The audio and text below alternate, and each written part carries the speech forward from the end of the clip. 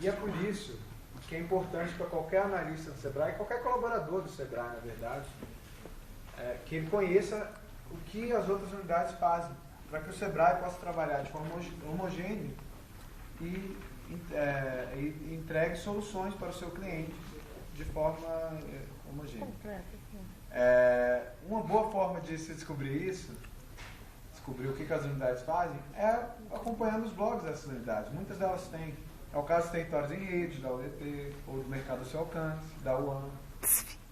Enfim, a mensagem que eu quero passar é que um bom analista do Sebrae tem que sair de sua caixa.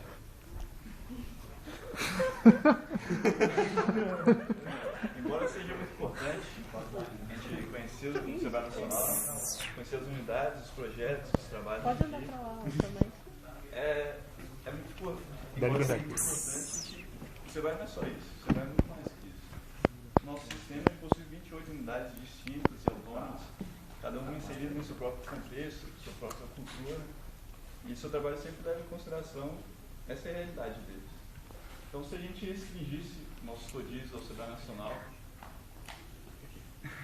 se a gente restringisse o trabalho aqui ao Sebrae Nacional, a gente não teria essa visão sistêmica de todo o Sebrae. Então, nós fomos aos estados, nós como trainees, visitamos cada um deles, nós vimos a sua realidade, e assim nós aprendemos mais também sobre o nosso próprio papel. Nós vimos que muitas vezes nossas metas aqui que a gente define, os projetos, eles não se aplicam à realidade dos estados. E assim, a gente conhece muito mais indo aos estados. E também isso ajudou a desenvolver nosso lado pessoal também. E são experiências que a gente vai levar para a vida toda. O Dudu, por exemplo, ele viajou 18 horas de barco, foi de uma cidade até outra do Pará. O Rafael subiu a favela ali no Rio de Janeiro. E o Fábio se hospedou na casa dos gestores, na Paraíba. E eu atendi os empresários no balcão do Sebrae Amazonas. E isso a gente leva para a vida toda. Então, por isso que todos os analistas do Sebrae deveriam conhecer a realidade dos estados, para a gente ampliar essa nossa visão do Sebrae, e ter uma visão sistêmica não só do nacional, mas de todo o sistema. Então, é importante a gente conhecer o que é o Sebrae Nacional, o que são as unidades, o que são o rodízio, que tipo de trabalho que a gente faz. Também é importante você conhecer o que é o Estado, o que é a realidade, o que acontece nas diferentes realidades onde as MPS existem. Mas ainda falta alguma coisa, falta uma coisa essencial. O que é ser uma MPE? O que é ser um empresário?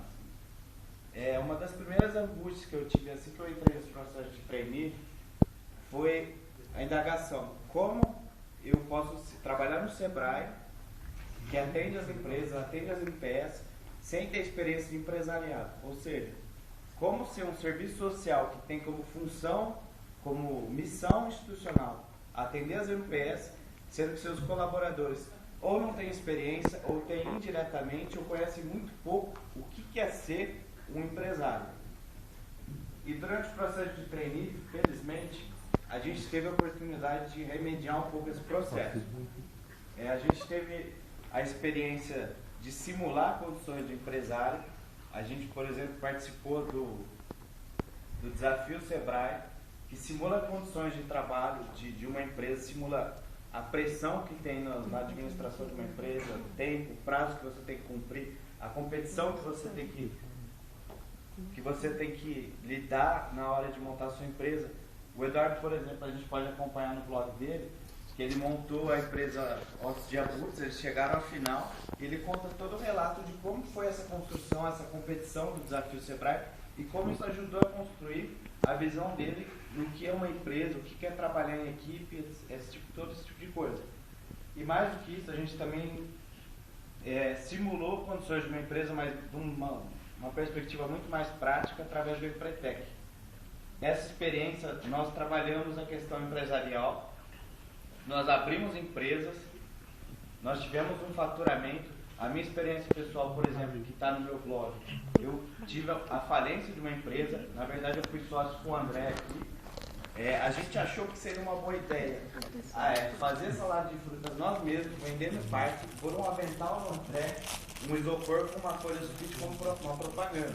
Ou seja, a gente não conheceu o mercado, não pesquisou o mercado, deixou de explorar as potencialidades que a gente tinha, o que só reflete que o quão pouco a gente conhecia do que é ser uma MPR, o quão pouco a gente tinha que desenvolver para fazer um serviço melhor. E isso tem no post de todos os trainees, todos refletiram alguma coisa do Empretec, da importância do desafio Sebrae, esse tipo de coisa.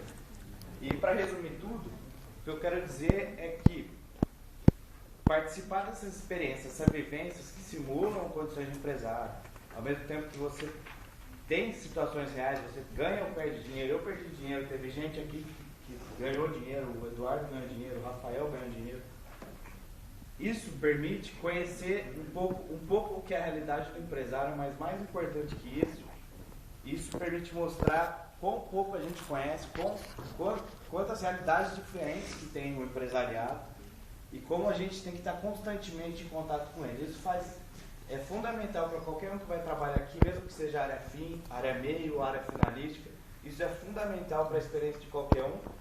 E a repercussão disso é que todos os treinos aqui falaram alguma coisa nesse sentido. Depois do Empretec, depois do desafio, depois de contato com negócio a negócio, eles acham que vão ser uma pessoa melhor dentro do Sebrae, porque isso é uma experiência fundamental.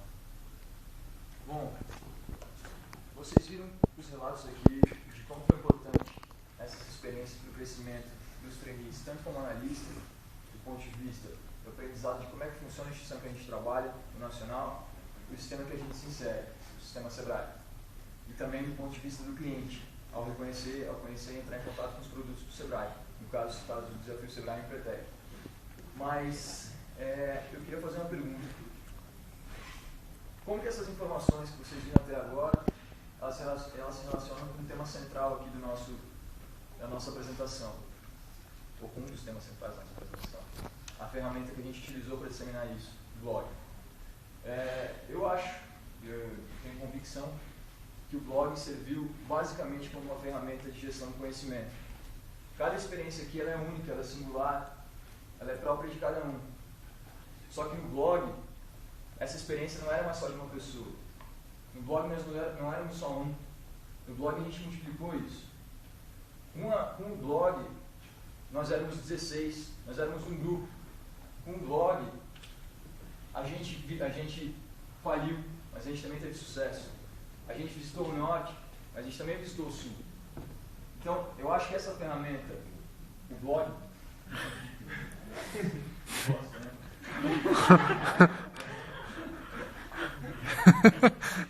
Eu acho que essa ferramenta foi essencial justamente para a questão de compartilhamento das experiências. Além das reflexões. Oi? É que ela não falou desse. Plateia não. Tá. Por favor, plateia, em não se complementaridade, a reflexão, a conclusão relativa às capacitações teóricas que viram do blog em meio para a reflexão, eu acredito que na parte que a gente teve de atuar realmente na prática, o blog serviu muito mais para compartilhar experiências. E a gente tinha outros meios de fazer isso. A gente tinha e-mails, a gente tinha reuniões que a gente poderia fazer. Mas o blog é uma ferramenta pela internet, uma ferramenta que deixa isso registrado e público. A gente tem acesso a isso a qualquer hora, a qualquer momento. Daqui a 5, 10 anos a gente pode ir lá, a gente pode visitar, a gente pode ler os sentimentos e as experiências que o trainee teve no momento que estava numa unidade específica. Então o blog foi vital para isso. Foi vital para o crescimento do grupo em conjunto. E uma proposição que eu teria ao Sebrae, o que o Sebrae poderia fazer com isso? As experiências existem, a ferramenta também. O Sebrae poderia incentivar ainda mais o uso de ferramentas para a disseminação do conhecimento. E há tantos blogs, como foi citado pelo Rafael aqui dentro, que poderiam ser exemplos de várias informações que a gente poderia obter acerca da instituição. E eu acho que investir um pouco mais nisso, uma cultura de gestão de conhecimento e de disseminação dessa prática, seria vital para a nossa instituição.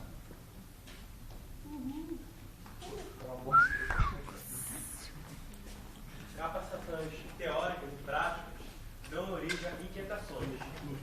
É nesse espírito que os trainees eles aceitaram o convite de contribuir. Agora eu chamo os trainees Thalita, Tatiana e Camila, que vão falar um pouco sobre as suas proposições, sobre essas proposições. Claro que foi porque as minhas colegas elas